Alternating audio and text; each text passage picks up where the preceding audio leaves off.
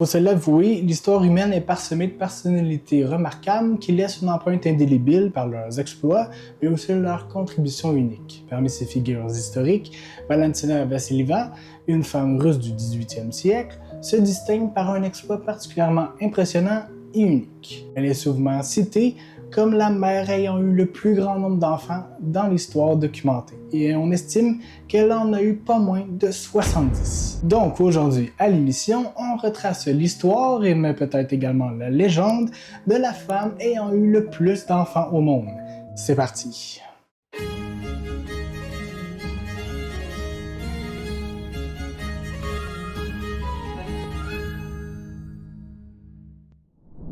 Au 18e siècle, la Russie traverse une période marquée par de nombreuses transformations sociales, politiques et enfin économiques. C'est une époque de transition allant de la période de Pierre le Grand avec ses réformes modernisatrices à celle de Catherine la Grande, connue pour son règne long et influent. La Russie de cette époque est principalement rurale et agraire, avec une grande partie de la population vivant dans des conditions souvent difficiles.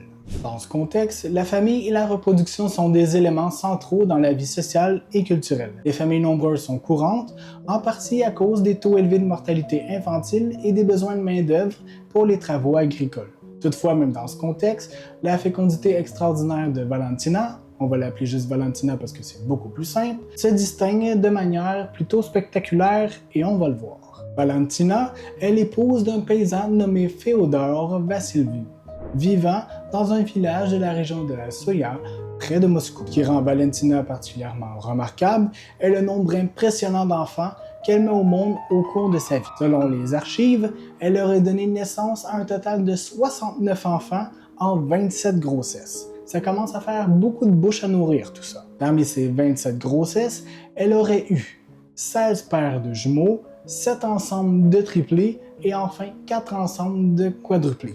Je sais pas pour vous, mais avoir 2 enfants, pour moi, c'est suffisant. Parmi ces 69 enfants, 67 auraient survécu à la petite enfance. Un fait tout aussi remarquable compte tenu des conditions sanitaires et médicales de l'Europe, rendant la vie très fragile. L'histoire de Valentina Vassilieva soulève des questions fascinantes du point de vue médical, mais également scientifique. Avoir un nombre si élevé de grossesses multiples est extrêmement rare et suggère une prémonition génétique exceptionnelle. La probabilité de naissance multiple augmente généralement avec certains facteurs, tels que l'âge maternel avancé, les traitements de fertilité, qui n'étaient pas toujours disponibles à cette époque, et les antécédents familiaux de jumeaux ou de triplés. Dans le cas de Valentina, il est possible qu'elle ait une forme d'hyperovulation où plus d'un ovule est libéré par cycle menstruel, augmentant ainsi les chances de grossesse multiples.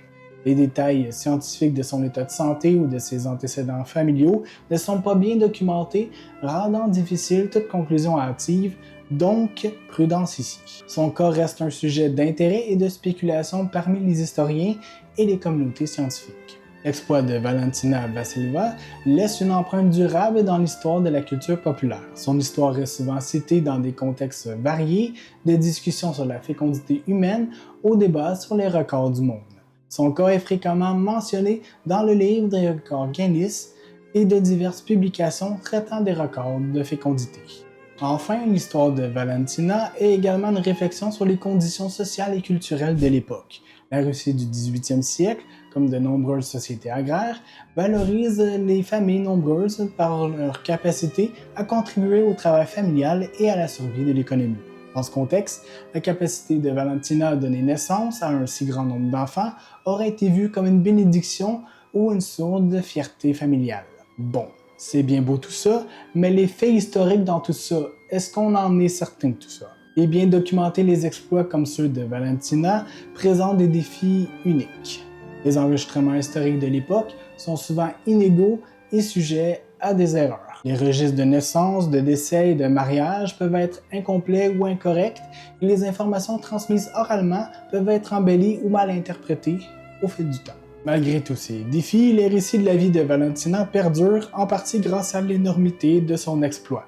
Les historiens tentent de vérifier les détails de son histoire en examinant les registres paroissiaux et autres documents contemporains, mais les preuves directes restent limitées. Toutefois, avec ces limitations, l'histoire de Valentina continue de capter l'imaginaire et de susciter l'admiration.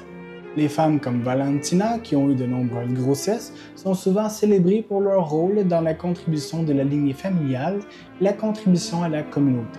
Cependant, ces histoires mettent également en lumière les défis physiques et émotionnels associés à de nombreuses grossesses et à l'éducation de nombreux enfants. Les progrès médicaux et les changements sociaux transforment les attitudes et les pratiques liées à la maternité et à la fécondité.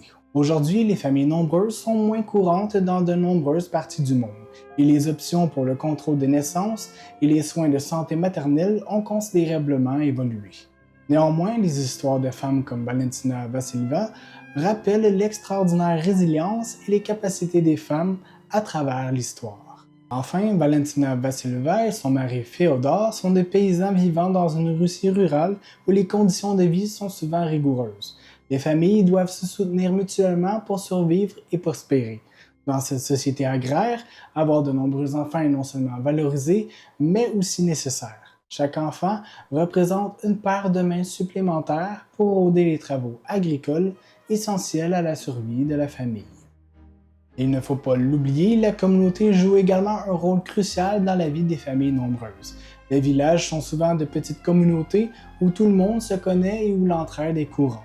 Dans ce contexte, la famille Vassilieva serait vue avec admiration et respect pour leur capacité à gérer une famille si nombreuse. Les réseaux de soutien informels, tels que les voisins et les membres de la communauté, sont essentiels pour aider à élever les enfants et à accomplir les tâches quotidiennes. Les enfants aident dès leur plus jeune âge dans les travaux des champs, apprenant les compétences nécessaires pour survivre et prospérer dans une société rurale. L'éducation formelle est probablement limitée pour la plupart des enfants de Valentina en raison de la nécessité de contribuer au travail familial. Cependant, l'apprentissage par la pratique et la transmission des connaissances de génération en génération jouent un rôle crucial dans leur développement. Les compétences pratiques telles que le travail agricole, la gestion des ressources domestiques et la navigation dans les relations communautaires sont essentielles pour leur survie et leur réussite. Comme on l'a évoqué un petit peu plus tôt, les conditions sanitaires et médicales du 18e siècle en Russie sont rudimentaires comparées aux normes modernes.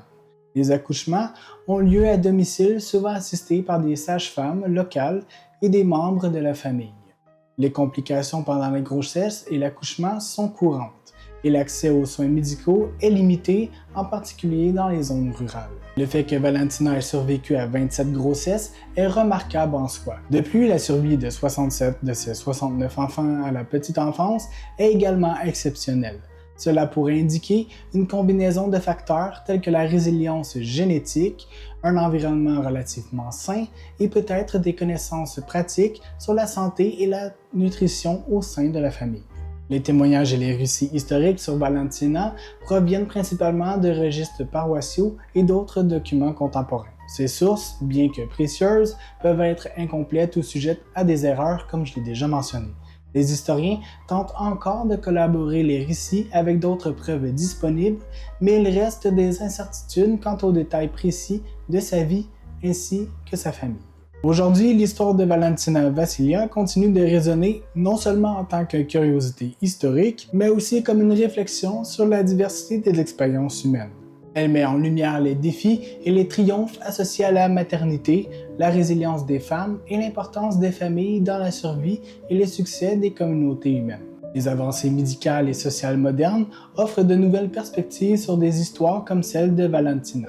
Les progrès en matière de soins de santé maternelle, de contrôle des naissances et de soutien social transforment les expériences de la maternité et de la paternité. Néanmoins, l'histoire de Valentina Vassilieva rappelle que les défis de la reproduction et de la parentalité sont universels et intemporels, transcendant les époques et les cultures. Valentina reste une figure fascinante de l'histoire représentant un exemple extrême de fécondité humaine. Son histoire, bien qu'enveloppée de mystères et de spéculations, continue d'intriguer et d'inspirer. À travers l'étude de sa vie et de son héritage, nous obtenons un aperçu précieux des réalités sociales, culturelles et médicales du 18e siècle. L'histoire de Valentina est une célébration de la vie et de la résilience humaine. Elle nous rappelle les capacités extraordinaires des individus à surmonter les défis et à accomplir des exploits remarquables. En honorant sa mémoire, nous reconnaissons non seulement ses records impressionnants, mais aussi l'esprit humain indomptable qu'elle incarne. Voilà, c'est tout pour cet épisode, j'espère que celui-ci vous aura plu. Si c'est le cas, je vous invite à mettre un pouce, à laisser un commentaire en dessous, à activer la cloche et bien sûr à vous abonner. Et moi je vous dis à la prochaine pour une prochaine capsule. Bye bye!